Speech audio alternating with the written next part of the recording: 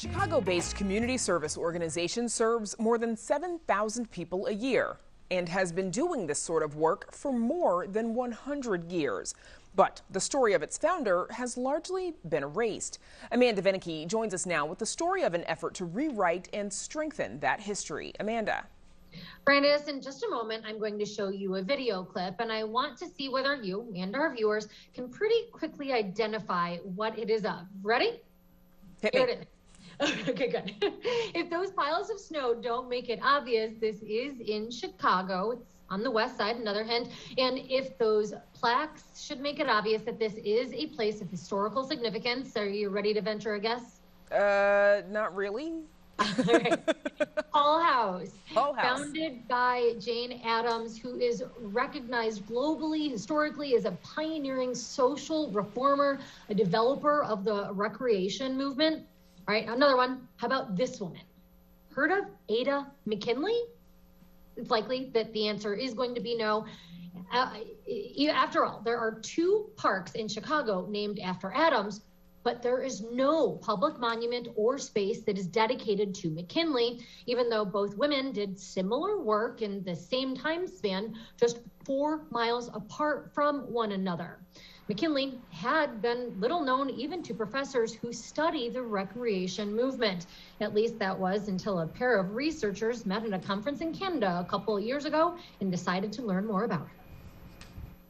It wasn't an easy process, but I didn't want to stop because I really wanted to give a voice to Ada McKinley, who has been historically neglected. And in my opinion, she deserves much more recognitions and I guess awareness from the American public. According to their report, around the time of the Hull House, there were 400 other settlement homes doing similar work. In 1919, there were 35 of them in Chicago.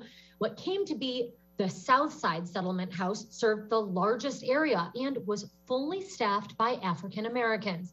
And it all grew out of a recreation program started by McKinley, designed to help returning World War I veterans, migrants moving to Chicago, and needy youth. Such as providing nursery, infant warfare station, adult literacy programs, providing lodging, meals for kids. Amanda, so why don't more people know about McKinley's work in that space? That's part of what these researchers have studied. They say a lot of it has to do with a historical bias toward whiteness. And it just sort of made intuitive sense to them to write about a white, wealthy woman and not even to be aware of a poor African-American woman who did some pretty amazing things. Also, Addams Hull House was recognized as really the best of the best. And as a woman of wealth and of privilege, she had funding and connections to make it that way. And that's what makes Ada McKinley's story so outstanding, is she didn't come from wealth. In fact, I think Jerry and I both agree that she probably, in one sense, did more because there were so little resources that she had. But while the Hull House went bankrupt in 2012, the modern version of the South Side Settlement House, Ada S. McKinley Community Services, is still doing the work. I think that when you look at the work that Ada did in starting our agency in 1919, has carried forward, and because the need is still there and has even increased, we really want to highlight that we've continued her legacy, and we want public support to continue to help us to build upon that. CEO Jamal Malone notes that in 1919, when the organization was founded, Chicagoans were fighting through the Spanish flu pandemic. Today, again, the organization's both providing services like childcare while also employing frontline workers, doing contact tracing or COVID hotspot cleaning. Certainly, therefore, McKinley's legacy lives on. But they say to achieve greater fairness and justice, McKinley and other forgotten pioneers of color must be brought into a sharper focus.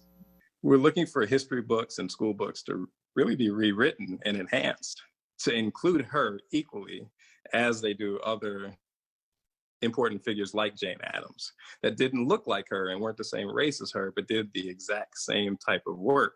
And her work has endured Ada S. McKinley Community Services also looking to get a Chicago street named after its founder and soliciting financial contributions to help support that mission that she began over a century ago.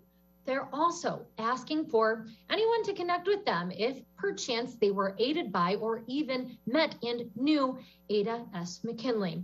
You'll find a link to all of that on our website. And the researchers, by the way, say that they've really gotten to just the tip of the iceberg. They are looking to do more research into McKinley, and they want to look into other settlement homes. And their report explicitly cites the Frederick Douglass Center that was founded in 1904 with a mission to, quote, promote just and amicable relations between white and colored people, end quote.